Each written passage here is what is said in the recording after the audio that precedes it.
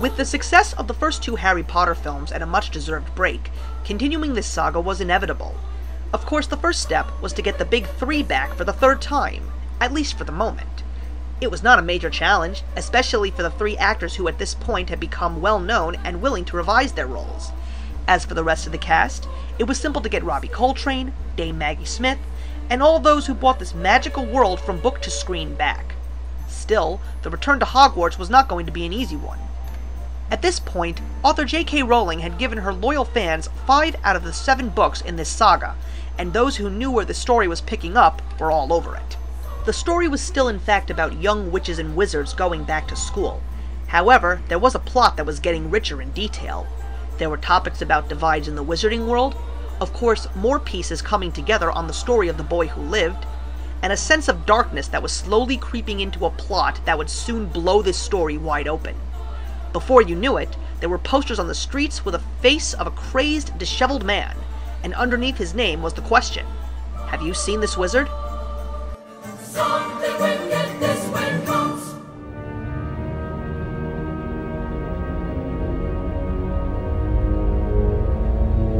With a new chapter came the need for many new things, but there were 3 essentials that needed to be given special attention. If these objectives were not met head-on, it would spell disaster.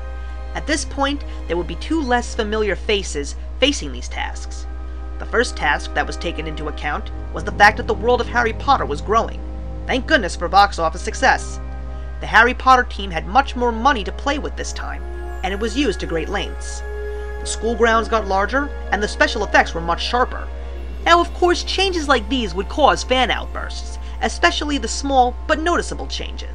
In order to keep your fans interested, change can sometimes be good. The more you have to work with, the more authentic your film will be.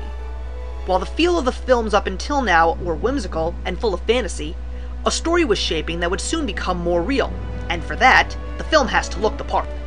Along with the young actors growing up in front of the world, these future films needed to keep their fans interested. Chris Columbus did make the announcement that he would not be coming back to direct the third film. While he was slated to direct all the Harry Potter films, he had mentioned that the first 2 films had taken a physical toll on him. He was coming home to the United States on weekends to be with his family, and flying back to England to film on Mondays. As much as he would have loved to continue as director, he felt that this project needed to be given over to another. At the same time, it didn't take long to realize it would be impossible not to make all 7 books into films. Being well aware that they would soon get the green light for the Goblet of Fire, Columbus took the chair of producer, scouring for directors who would be capable of working with a maturing story as well as a maturing cast. Of course, the hardest farewell was the passing of Richard Harris.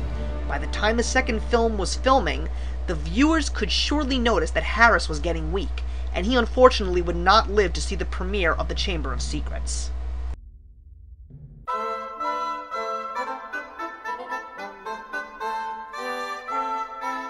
With all the new characters to be introduced into the Harry Potter film world, the floodgates were opened, and major names were hoping for a chance to be part of the magic. There were new heroes, and yes, new villains, some more villainous than others. Probably the biggest addition to the cast would be Gary Oldman, already known for his outstanding talent as a character actor. It would soon be his face, plastered all over promotional posters for The Prisoner of Azkaban. He was a wise choice, but there was still a bit of caution, because this would in fact be Oldman's very first time playing a hero, not the villain. Other famous faces for the next two films included Emma Thompson, Brendan Gleeson, Miranda Richardson, and Timothy Spall.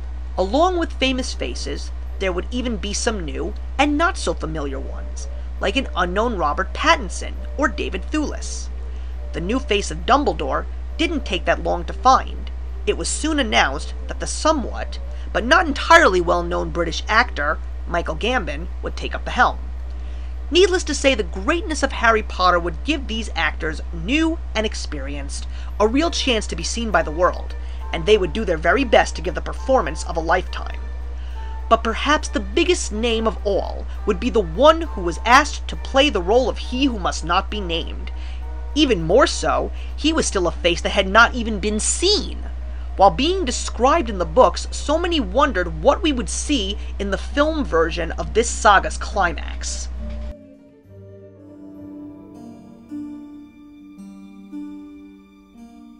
With all of the changes happening far too quickly, the Harry Potter franchise would have a musical transition as well. John Williams successfully scored the first two Harry Potter films, and was already signed on for the third. By the time the Goblet of Fire went into pre-production, there was a need for a much more mature sound. John Williams did leave on good terms, and his work on The Prisoner of Azkaban shows it. The music is not his patented sound all the way through.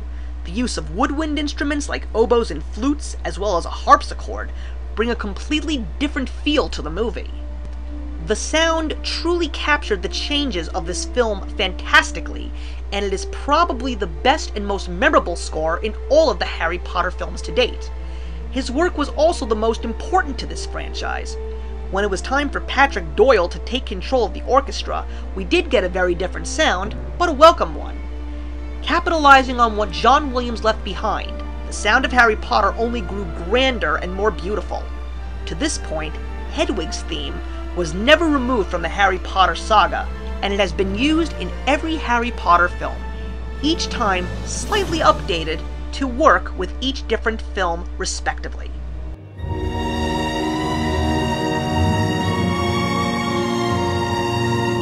There was no doubt that the Harry Potter saga would get its fourth installment, and with it, the biggest film villain since Darth Vader. We all knew what Voldemort looked like in our heads, but it was time to finally see him firsthand. The actor chosen to play him was one who knew how so well. Ralph Fiennes was probably the best choice ever made for this film, and he was more than happy to take this role. When he showed up on screen, the audience couldn't even clap. They were just entranced by his presence. The physical features were spot on compared to the novel. They even had Ralph Fiennes' face digitally altered to give his character the snake-like qualities he has in the pages of the book. What made Voldemort so frightening was his calm, almost soothing voice at times. Yet a voice of that kind coming from a figure like Voldemort only makes him more terrifying, and when he did get angry, he only made his character more entrancing and evil. There were even people that felt Ralph Fiennes deserved an Oscar nomination for his small amount of screen time. The cast themselves were even scared of him in costume. With the true face of evil in Harry Potter's world finally exposed, the fate of the films were sealed. The rest of this story would indeed make it to the big screen.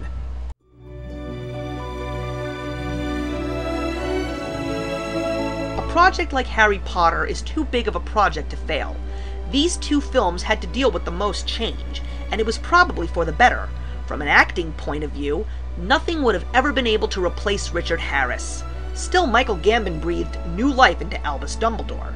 Richard Harris, while he did bring out Dumbledore's charm and fatherly prowess, Gambon brought the lightheartedness and sometimes loopiness that this character possesses to screen. He also makes Dumbledore a very real person, in which he shows his flaws and imperfections. If you watch The Goblet of Fire, you will see those emotions and states in Gambon's acting. Making even the most noble of characters imperfect makes them deeper and easier to understand. What set these two films apart with their positives and negatives is that it had to be the director of each film. With a vacant director's chair open, Alfonso Cuarón was chosen to direct the third film. Quran was known for bringing out a magical nature in children when they are coming of age. That was exactly what Harry Potter was doing at the time. Yet, unfortunately, his vision was not accepted by most of the fans. One reason was practically removing most of the characters from the story. The movie mostly revolved around Harry, and when Harry was on screen, he was either alone or in the company of Professor Lupin. Ron and Hermione, while they were present, didn't seem to have as much screen time or even lines as they did in the first two films. They are just as essential to the story as Harry is, and to pretty much take them out doesn't do them justice for what the first two films already put into place. Probably the biggest flaw seen in the third film was the fact that the story was not chronologically accurate. If you were a viewer that had never picked up any of the Harry Potter novels up until this point, Azkaban would probably have been your favorite movie. Still, this movie was supposed to appeal to all audiences, fans and non. Sure, most of the main parts of the book were there, but not in the order as they were originally. It is because of that the movie didn't flow as well, and it seemed to be out of sync at times. Only the last 30 minutes of the movie works well because the scenes go hand in hand with the book's description. There are even certain parts of the story that are thrown into the next film because there was just no place for them in the third. While Prisoner of Azkaban did get positive feedback among fans and critics alike, a bad outclassed the good, and the seat of the director was left vacant once again. Mike Newell directed The Goblet of Fire, and he definitely fixed the flaws that the third film left behind, as well as bringing an authentic British feel to the franchise that it was desperately in need of. While there were many side plots and characters not seen, their removal did not hurt the film, because the main plot of the book was what The Goblet of Fire was based around, so everything else wasn't sorely missed. Also, the rest of the cast was relevant again. What was very impressive about these new films, more so the fourth than the third, was the fact that nothing was held back. There is everything from death to raging hormones. Basically, it isn't just for kids anymore.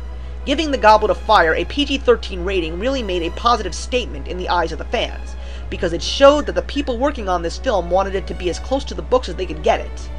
If one would take a young kid to see The Goblet of Fire, there is no doubt that person would be scared out of their wits, or even more so, not so understanding of the concept of death. Death is a very hard thing for a young mind to comprehend. The pain of loss is so deep, and it brings out emotions in people that you would rarely see on a regular basis. What these two films did get right was the overall natural state of things, even if it is surrounding a world in magic.